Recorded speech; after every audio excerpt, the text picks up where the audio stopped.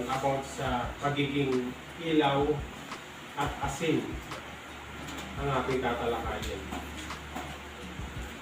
Sa Mateo 5, verse 13. Sabi dito, kayo ay asin ng sanlibutan, ngunit kung ang asin ay mawala ng kalat, paano pa ito mapapaalat nito muli? Wala na itong kaguluhan, kundi tatapon at tatapakan ng mga kain. Sino sa inyo nagluluto? Nagluluto kayo. Diba ang pangunahing sangkap para may lasa ay yung asin. Sarap. Diba? Magic sarap o kaya patis. So yun ay may mga asin, pampalasa. Diba? Bechin, yung iba, magic sarap. Pero yung mga iba doon ay may asin. Diba? Kasi pag nagluto ka, walang asin, anong lasa? Matabang. Diba? Sa Bible,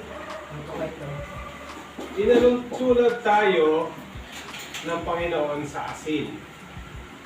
Kayo ay asin ng sanlibutan. Ano yung sanlibutan na sinasabi dito? Yung mundo, yung sangkatauhan. Ikaw ay asin ng sanlibutan. Ibig sabihin pala, may dahilan kung bakit ka nabubuhay dito sa mundo. Magbibigay lasa ka. Magbibigay ng halaga ka sa buhay ng tao. Kapag ang asin ay nawala ng alat, may kabuluhan pa ba ito? Wala na. Nakita na ba kayo ng asin ng walang alat? Di ba? May tamis naman yun eh. Kapag ang asin ay walang alat, ito ay tinatapon. Walang wala siyang halaga. Di ba? Hindi na siya nagbibigay lasa sa pagkain. Ganon din sa buhay ng tao. Kapag ang isang tao, hindi niya ginagawa yung purpose, yung dahilan ng Panginoon sa kanya, wala siyang halaga. Wala siyang pakinabang. Di ba? So, inalintulad tayo sa asin. Kasi tayo ay nagbibigay lasa.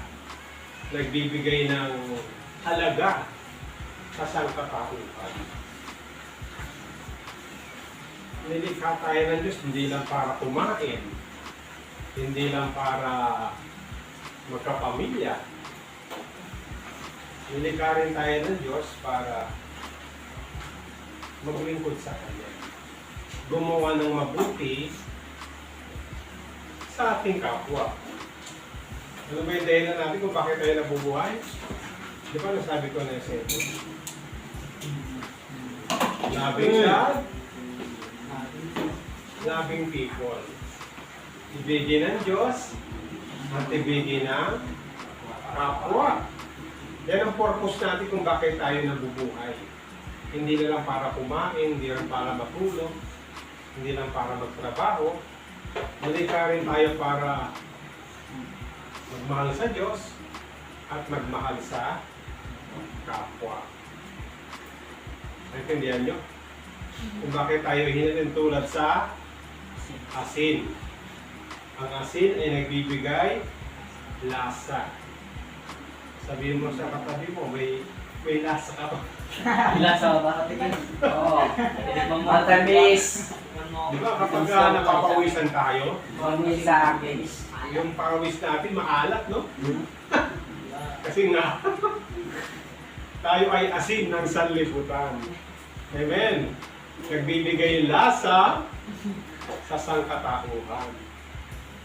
Di ba? May pakinabang ka. Kasi pag wala kang pakinabang, wala na, itatapon ba na? Hindi lang yun. Hindi ka na lang halimbawa sa asin. Ikaw rin ay halimbawa sa ilaw. Ang sabi dito, no? Kayo ay ilaw ng sanlibutan. Ilaw ng sangkatauhan. Sa isang lungsod na nakatayo sa ibabaw ng burol. At hindi ito tinatago. Walang nagsisindi ng ilaw at pagkatapos ay tinatago iyon sa ilalim ng lamesa. Sa halip, ilalagay iyon sa talagang patungan. Sabi dito, gayon din naman dapat ninyong paliwanagin ang inyong ilaw sa harap ng mga tao upang makita nila ang inyong mabubuting gawa at luwalhatiin ng Diyos. Tayo ay halimbawa sa ilaw. Bakit tayo may ilaw? Ano bang purpose ng ilaw? Nagbibigay liwanag. Ano pa? Yan, para makita natin yung dinadaanan natin. Di ba? Ano? Relasyon. May direksyon tayo. Sabi nga ng Biblia, kapag ang bulag umakay sa kapwa bulag, ano mangyayari sa kanila? Malalaglag. Mapapahamak sila. Kaya kapag iyong kasama ay bulag, mapapahamak ka. Kaya kailangan niliwanag ka. Kung yung kasama mo nasa kadiliman, niliwanagan mo siya. Di ba? Kasi ikaw ay ilaw. Ang ilaw, sisindi lang yan kapag nakakonekta sa power, sa kuryente. Di ba? Hindi siya makakapagliwanag, bibigay liwanag kapag hindi siya nakakonekta sa kuryente, sa power. Di ba? Ganon din tayo. Kung hindi tayo nakakonekta sa Panginoon, hindi tayo magliliwanag. Di ba? Na mananatili ka sa kadiliman. Di ba? Sabi ng Biblia, ako ang ilaw. Sabi ni Jesus, ako ang ilaw ng sanlibutan. Ang sino man lumalapit sa akin, kailanman ay hindi mabubuhay sa kadiliman. Di ba? Kaya kapag ikaw ay lumapit sa Diyos, magliliwanag ka. Hello? Kapag lumapit ka sa masamang barkada, ano mangyari sa'yo? Madidiliman ka. Mapapahamak. Di ba? Kaya kailangan natin nakakonekta sa power. Nakakonekta tayo kay Jesus. Kapag ikaw ay nakakonekta kay Jesus, magliliwanag. Ganun yun. Di ba? Pero pag wala sa iyo si Jesus, wala kang liwanag. Kunyari itong room na to ay walang kuryente, walang power. Di ba madilim? Maglagay ka ng kandila dyan at iyong buksan, ano mangyayari? Liliwanag. Mawawala ang kadiliman. Di ba? Hindi, meron pa rin power kasi nagano siya na eh. Meron siyang ano eh. Di ba? Meron siyang lighter, di ba? Yung lighter may ano yung gasolina. May gas yun eh. O, yung gas nagbibigay liwanag. Kahit yung pospro eh, pag sinindihan mo, magliliwanag. Ang ibig ko sabihin doon, magliliwanag tayo kapag tayo na kay Jesus. Pero pag wala sa iyo si Jesus, wala mananatili ka sa kadiliman. Amen? At syempre, ang ilaw, hindi yan tinatago. Kunyari, may flashlight ka, sinindihan mo, sinigay mo sa cabinet, niliwanag ba yun? Hindi, di ba? Di ba?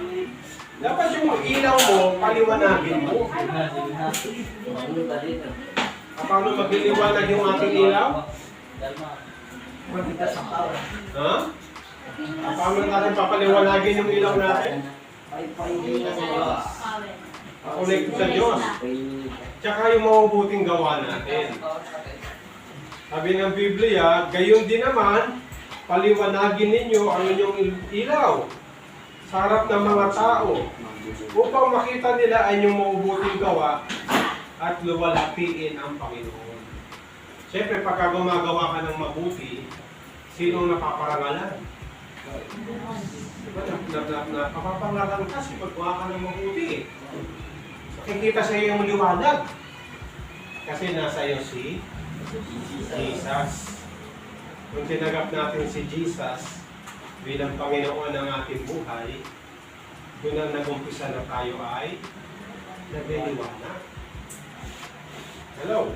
Hi. At syempre, dahil nasa iyo na si Kristo, umiiwas ka na sa Bishop. masama. Sa gawang masama, sa kasalanan. Ano ba yung kasalanan? Ha? Bumigay nga kayo ng kasalanan? Sisinungaling. Pagsisinungaling, ano pa? Pumatay ng tao. Pagpatay, Nakaw. pagnanakaw, Bishop. di ba? Pagbibisyo, pag-inom, pagsisigarilyo, di ba? Pagchichicks, di ba? Pambakla.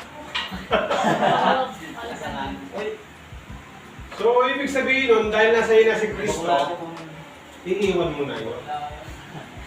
Tatalikuran mo na ang kasalanan. Amen. Paliwanagin mo ang iyong ilaw sa maraming tao. Siyempre, pag nakita nila ang pagbabago sa iyong buhay, anong mangyayari? Siyempre, mabibless sila. Bakit kaya siya nagbago? Anong ginawa niya? Anong sekreto? Bakit tayo nagbago? Minam lang kayo ma.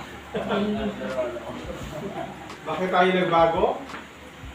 Dahil kay Kristo. Nung tinanggap mo si Kristo bilang Panginoon, at sariling tagapagligtas.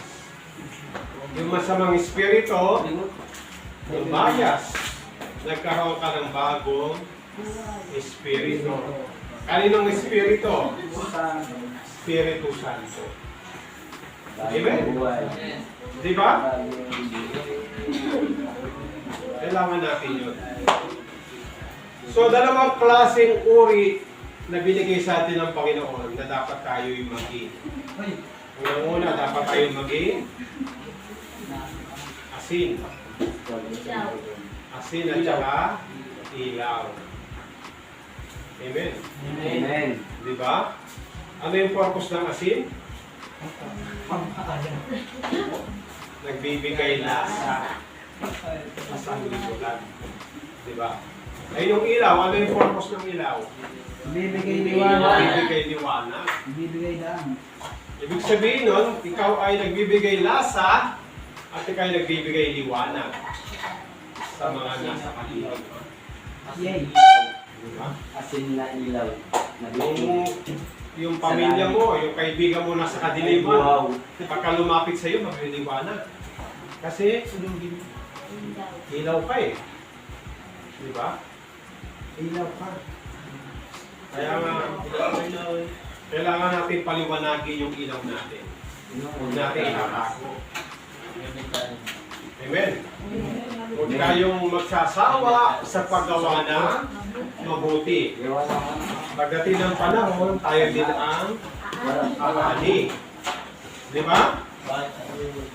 Ang nagtanim ng mabuti, aani ng mabuti. Ang nagtanim ng masama, aani ng masama. May natutunan ba kayo? So, alam niyo na ang dahilan kung bakit tayo inalimbawa sa ilaw at saka asin. Amen. So, may tanong ba kayo? Wala po. Wala. Kung wala, magpipray na tayo. Kaya magsitayo.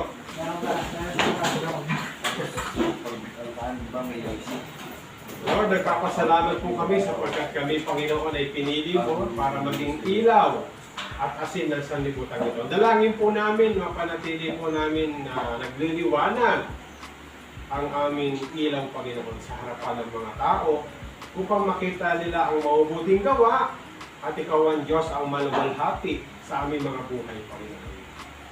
Dalangin din po namin na kami maging asin ng sanlibutan, nagbibigay lasa sa mga taong nawawalan ng pag-asa, Panginoon.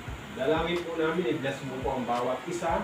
I declare your blessing, protection sa bawat isa na narito ngayon. Nalaman po namin ang kabuluhan, ang dahilan kung bakit kami nabubuhay. Pag-ibig sa Diyos at pag-ibig sa kapwa.